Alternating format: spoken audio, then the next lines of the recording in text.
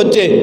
اب عید آنے والی ہے کہ اس موقع پہ چھوٹے چھوٹے غریب بچے جن کے کپڑے نئے نہیں ہیں، جن بیچاروں کے کپڑے وہی پرانے ہوئے، دھونے کے لیے کپڑے دھونے کے لیے صابن موجود نہیں ہے، سرف موجود نہیں ہے، جس کے لیے وہ دھو کے کپڑے اچھے لباس کے ذریعے عید کی نماز پڑھ لیں.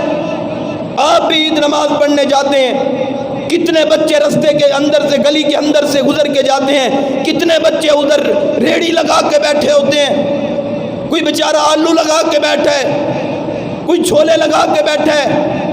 اب ان بچوں کا دل نہیں ہے کیا؟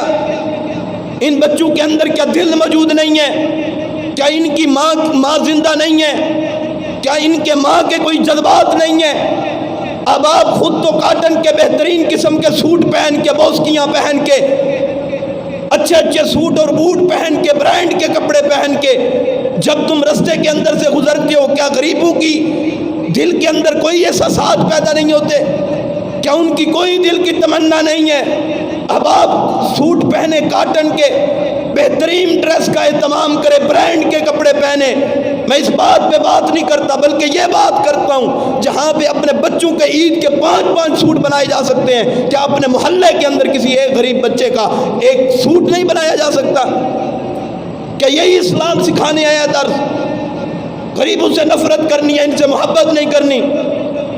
اگر کوئی بیچارہ ڈرائیور ہے، کتنی ویڈیوز جو انٹرنیٹ کے اوپر موجود اور روزانہ دیکھتے ہیں، کوئی اثر نہیں ہوتا کہ ڈرائیور بیچارہ لے کے بھی جاتا ہے، اسے کہتے ہیں کہ تو باہر بیٹھا رہے، ہم ذرا سردار لوگ جو ہیں، وڈیرے لوگ جو ہیں، ہم ذرا اندر سے ہو کے کھانا کھا کے آ جائیں. جو بچ جاتا ہے اسے پارسل کی صورت میں لا کے اسے پکڑا دیتے ہو. تمہیں شرم نہیں آتی؟ یہ کون سا اسلام ہے؟ یہ کون سا دین تم نے پڑھا ہے؟ کیا تم نے لا الہ الا اللہ محمد رسول اللہ صلی اللہ علیہ وسلم پڑھا ہے؟ رسول اللہ صلی اللہ علیہ وسلم نے ہمیشہ غریبوں سے محبت کی ہے، غریبوں سے پیار کی ہے. ایسی محبت کرو، یتیموں کے ساتھ محبت کرو، مساکین کے ساتھ محبت کرو. ایسا پیار قائم کر دو کہ دنیا کے اندر مثال قائم ہو جائے. عبداللہ بن عمر رضی اللہ تعالیٰ عنہ کی واقعہ جو بیان کر چکا ہوں، طبقات ابن سعد کے اندر جو موجود ہے. اپنے دسترخوان کو ایسا بنا دو کہ اس دسترخوان کے اوپر غریب آ کے کھانا کھاتے رہیں.